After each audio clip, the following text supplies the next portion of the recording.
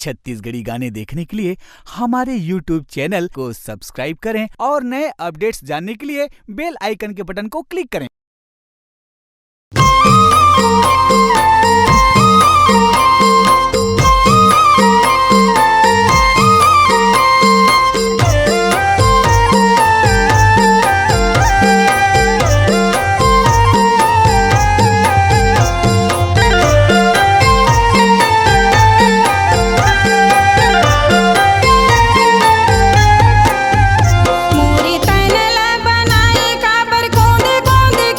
मोर गोदी माता ने दी लई करो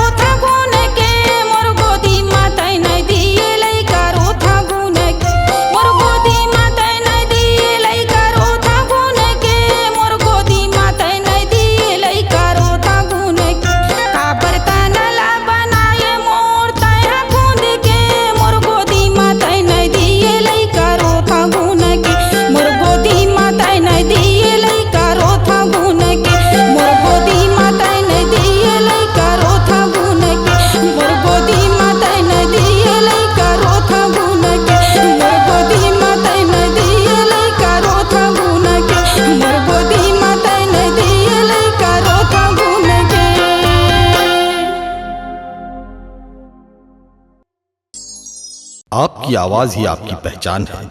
यदि आप अपनी आवाज को एक नया आयाम देना चाहते हैं तो चले आइए मल्टी ट्रैक डिजिटल रिकॉर्डिंग के लिए AVM audio video studio, Khamtarai, Raipur. Mobile number 9301523929 और 7869646201।